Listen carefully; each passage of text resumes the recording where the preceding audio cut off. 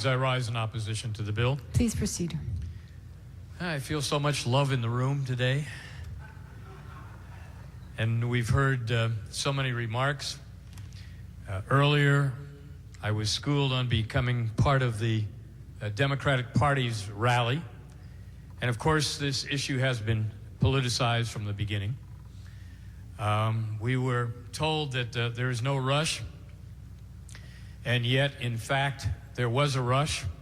From the beginning, we were told that this was going to be a 5-day session, and then it was extended, and now we're into our third week. The governor, his hands are shaking. His pen is ready to sign as fast as he can so that we can beat Illinois. And we were told by the majority leader, no less, that there will be no compromise, no delay.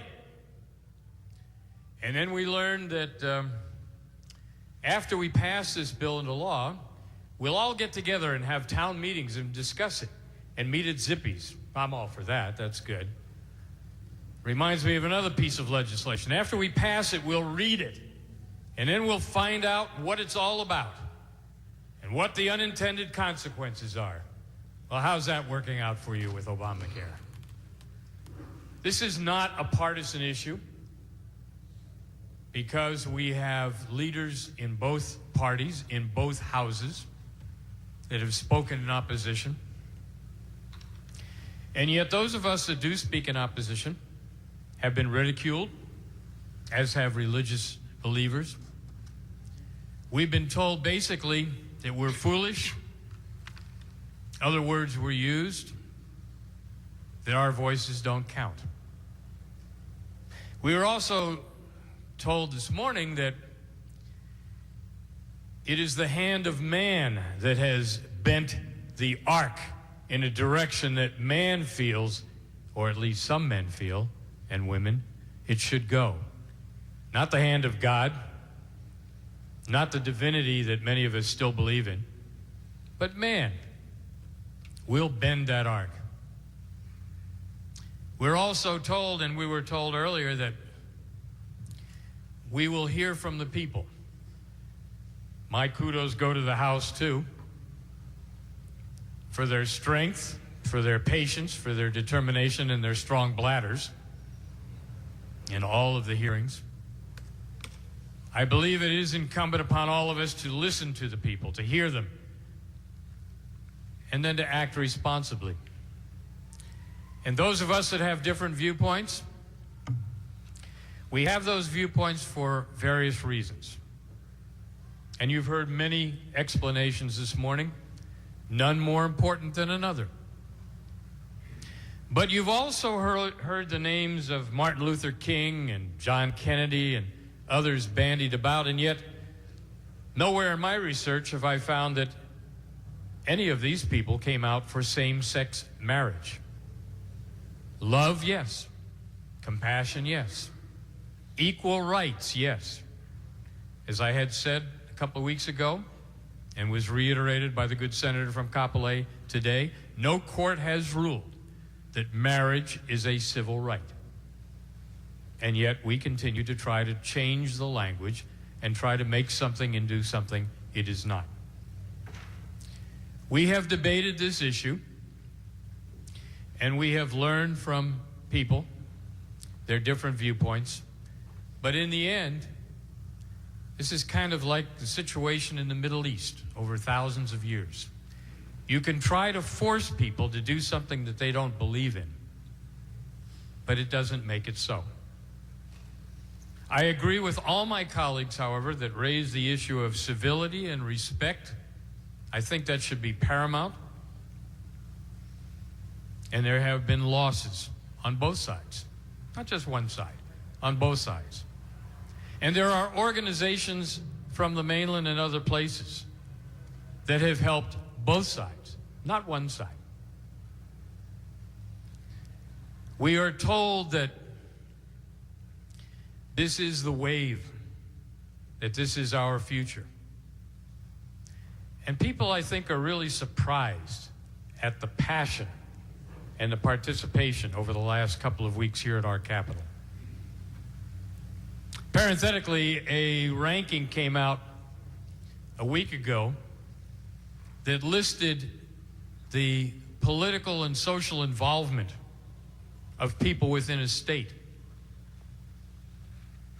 And Madam President, Hawaii ranked last, as we so often do in all national rankings. We ranked last in people participating.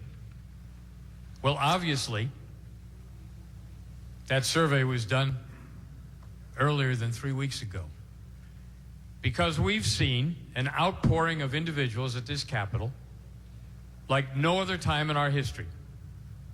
I, for one, think it's a wonderful thing, from people from both sides or three sides or four sides coming together and giving their point of view passionately, because of principle, because of what they believe in. I know that a lot of people do not understand, those in the religious community who have been so fervent in their opposition to this legislation. But walk in their shoes for just a moment. Look over the last 10 or 15 years. Look at our nation. Look at our state. Look at one by one our traditions and our values stripped away, usually in the courts, based on legislation that was passed in prior sessions. We are told not to be afraid, that nothing different is going to happen. It's not going to change our lives. And yet that's very naive, because we've seen in the past other legislation on other issues that in fact have changed our lives, have changed our values. And this is no exception. This will do many of the things that those who testified said it will do in terms of education, business, religion, and social conduct, because that is the aim of those folks who have continued over the decades to insist, unlike what was said earlier, to go where not just a question of not wanted, but not legally entitled to, until the laws were changed. And that's what we're doing, changing the laws and providing entitlement and privilege and license. And we can have all the fine words in the world. We can describe other situations, and we can, again, be very poetic about love. But this is not about love. And we can talk about emotional instances, and this should not be about emotion. It should be about the law. I'm always interested in people that quote our Constitution, and even conservatives, on one specific incident, while the rest of the time they usually talk about how unimportant those people and that Constitution is. And by the way, again, there was some misinformation early on about the Defense of Marriage Act. It was not repealed by the U.S. Supreme Court. Section 3 was repealed. And the Supreme Court did not give its stamp of approval on same-sex marriages. And by the way, just to remember, the vote on that particular bill was 5-4. And to remember, the individual who signed that bill into law was William Jefferson Clinton, a good card-carrying Democrat. I was at a neighborhood board meeting the other night, and I was questioned on my report and my opinion of how the not-so-special special session was going. And a young member of the board questioned me and said, "Why do you keep talking about that vote in 1998? My God, that was 15 years ago." And I pointed out to her that the Constitution was over 200 years, and that a constitutional amendment passed in Hawaii in 1998 still has the force of law and still will after the vote today. But the fact of the matter is, the people that voted for that constitutional amendment, and I was one, as was pointed out by the Judiciary Chairman the other day, I think he neglected to mention that the entire Senate voted unanimously to support that constitutional amendment, which was drafted by a Democrat. In that vote, people thought and were told and were led to believe and relied upon the government telling them, if you vote for this, you're voting for traditional marriage between one man and one woman. That's why over 70% of the vote went the way it did. And now we're told we should evolve and we should change that and grab onto the wave that's coming and sweeping the nation. Yet it's hard to believe from the testimony that we had over the last 3 weeks that there is a wave. It's not just people of one party. It's not just young people. It's not just religious people. People have differences. And you can't legislate morality. You can try, but you can't do it. And one of the remarks today was, which is absolutely true, you really can't take these votes personally because the person who was your biggest opponent yesterday may be your biggest supporter tomorrow. I do take issue with the statement, however, that was made a few moments ago, that the legislature has always done things for the people here, made life better, and this will be another example of that. If this legislature had acted for the people and listened to the people, we wouldn't have the second highest tax burden in the nation. We wouldn't have the highest welfare in the nation. We wouldn't have growing homelessness in our state. We wouldn't have an economy that is struggling and that we are doing nothing about it. And that people, gay, straight, everyone, is having a harder and harder time to take care of their family and loved ones because of what we have done or not done in this state capital. So to rely on us to be your moral compass after we've done such a poor job of being your economic compass is really asking an awful lot. The division among peoples is serious and it's saddening. Yes, we all have people within our family or friends who are homosexual or who are different in other ways. And yet we found a way to embrace them. But this in-your-face politics brought on by the governor and by certain leaders in this legislature to say, you're going to have this no matter what, and we're going to do it on our time schedule, and we don't care how many thousands of people come down, because you're ignorant. You who oppose this legislation, you're ignorant, or you're stupid, or you don't like certain people. Nothing farther from the truth. We're talking about an issue that really should not be a part of government. I've said that for 2 decades. The fact that 1,138 federal benefits are involved tells me that there are many, too many federal benefits involved. And that once you succumb to a benefit, then you are going to be subject to the whims of politicians who can evolve and change their minds. We have, as a society, become too dependent on government. And those people that don't like the idea of individual states and states' rights forget our history and don't have a good read of the United States Constitution. Because the Declaration of Independence and the Constitution were all about limiting government, fear of government, intolerance of government looking down on the people that support it, and doing things in opposition. And that attitude goes far beyond this single issue.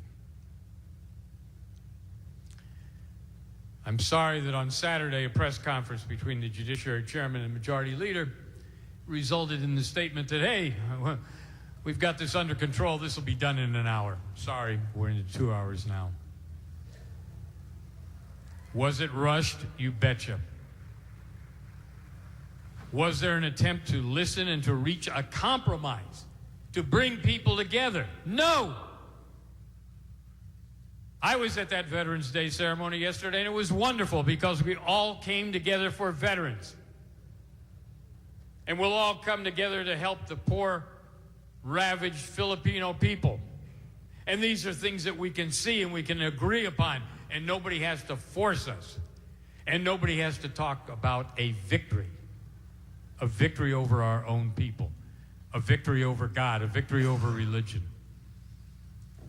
And yet that's what we're doing here. And among those unintended consequences, there's been debate over the last several weeks about what's going to happen in the schools. Will the schools change? Will the curriculum change?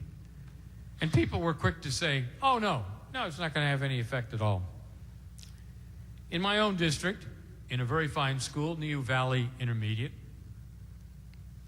there's been a program introduced. It's called Pono Choices.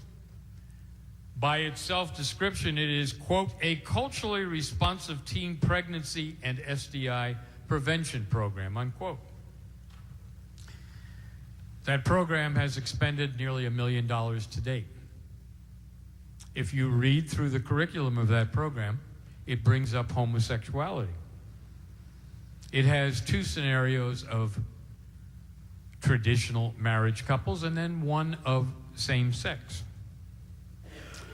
The 2 scenarios of the traditional marriage are given a negative response, whereas the same-sex scenario is the positive thing. Well, maybe I'm wrong and they're right, because if they want to stop pregnancy, same-sex marriage is the way to do it. But this program, which has already started in my area, is due to roll out in 30 other schools. And will parents have the right to opt out? No. Students? No. We can talk about that, but they haven't been given that right, and they won't be given that right. I got a lesson this morning on cultural history and homosexuality. It's amazing how in the last 15 years so many things have changed. I had a reporter ask me about that the other day.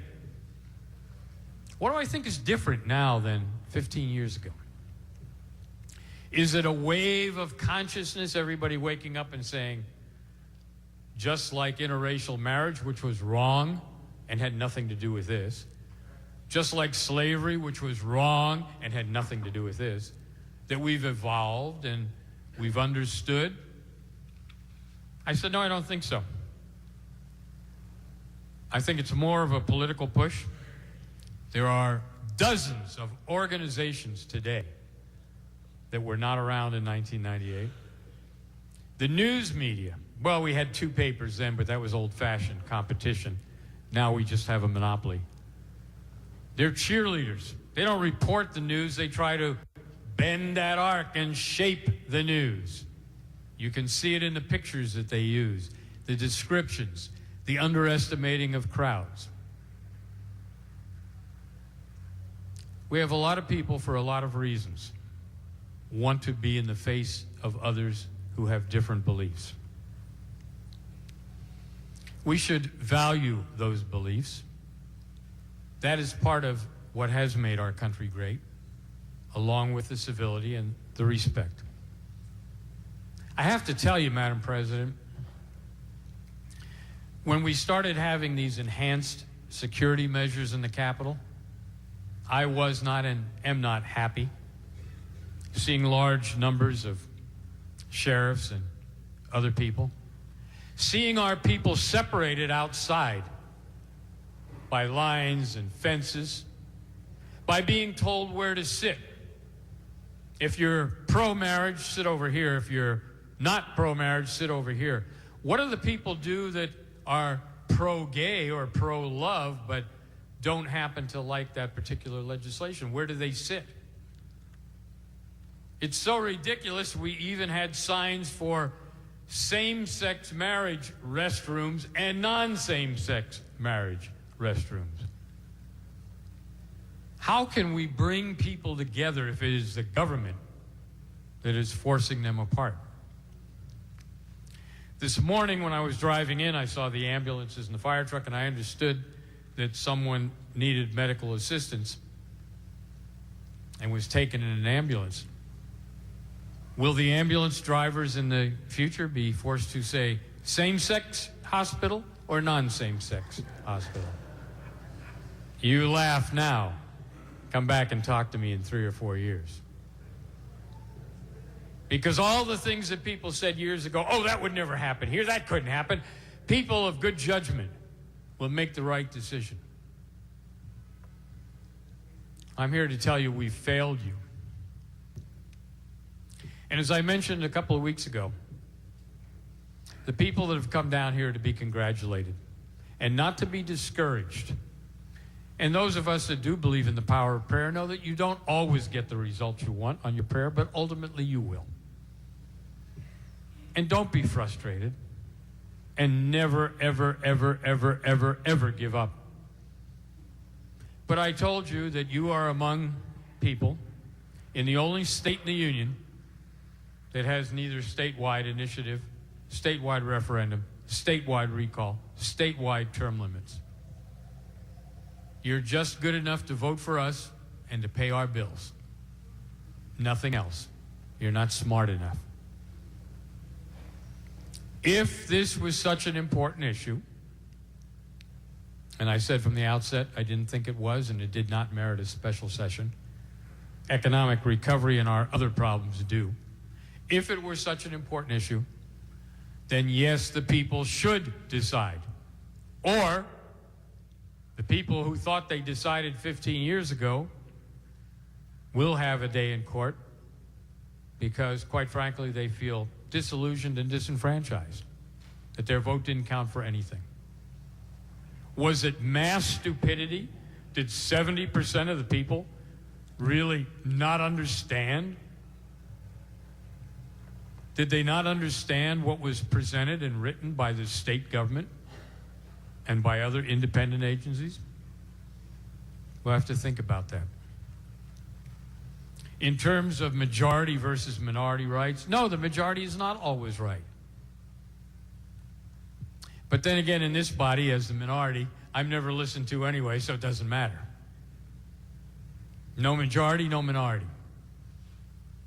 But the people are restless, nationally and locally, because despite the fact that we pat ourselves on the back and tell you how wonderful we are, the people don't understand that and don't believe that. And there's going to come a time when there will be another revolution of thought and purpose and commitment. So the thousands of you that may feel disgruntled today because of our process, don't feel so. Get involved. I was sad to learn many of you were not even registered to vote. Register to vote. Go to meetings. Support a candidate. Run for yourself. If you don't like our positions, then work to replace us, whatever that position is. That is your right. That's what democracy is all about. But I would say in summation that all of the things that have been said are important, but not so important as working on the people's business. I took a lot of criticism a couple of weeks ago because I said at that point it was told how historic the day was going to be. And then the next day, and then the next day. Now, today is historic again. I stand corrected. It is historic. I was reminded by my office manager today that the date is 11/12/13. And that sequence of numbers won't happen again for a long time, not in my lifetime. I was also told by majority leaders over the weekend This is the most important vote you'll ever make. You will be defined by this vote today. Well, yes and no. Yes, it will be an important vote. Yes, many of us will be defined by our vote today. But to say that this issue, its sexual orientation, has risen above so many issues that we need to grapple with and have punted, I think does a great disservice, not only to this body, but also to the people of this state. We are a great state. We are a great people. We can embrace our diversity. But that does not mean we should be in lockstep. Look at what happened last week. A member of the House, a Democrat, was called out by the very loving and compassionate people who were urging same-sex marriage. And they condemned her because they said, my God, she is a homosexual and she didn't vote with us. It was the same thing that happened to Clarence Thomas, an African-American brilliant jurist. He's black. Why doesn't he vote with the rest of us?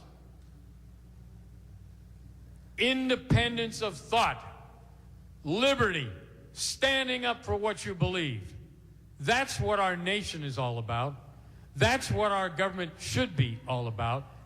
Not how long you served in office, not how many projects you brought home, or not how you voted today on same-sex marriage. So I would say that, in passing, congratulations to the people. We have never had an outpouring like this. And yes, the Senate perhaps rushed in cutting off people from the debate where the House did not. I don't know if more hours or more study would change anything, because I don't think the votes have changed from before we had this session. But I do know it's going to have lasting and serious consequences. It is going to affect small businesses negatively, and education and parents, and religious organizations. I will stand by my words earlier. This religious exemption is not strong and is not positive. And we will see, right after this bill is signed into law, attempts by those who do want to go into your face, who are not thinking about loving relationships, but how they can defeat somebody else and quell free speech. But let them know that we will still be ready. And as long as we can stand, and as long as we have a voice, and as long as we have a hand to vote, we will continue on this path, because it is the right path. So I urge all my members to rethink before they vote today. Think about those 29 amendments proposed in the House. Many of them that the proponents of same-sex marriage had to admit were really good amendments. But they voted against them anyway. Why? Because they could. Just like when we passed reciprocal beneficiaries and many of us said it was flawed, it was. We had to come back afterwards. And after we passed civil unions, we said it was flawed, and it was. And we had to come back afterwards. So by your vote today, you're not erasing history. You're not erasing unintended consequences. But you're not bringing people together. And you're not doing the best that you can do as a legislator and servant of the people. Madam President, I call for a roll call vote. Thank you. Senator Slom.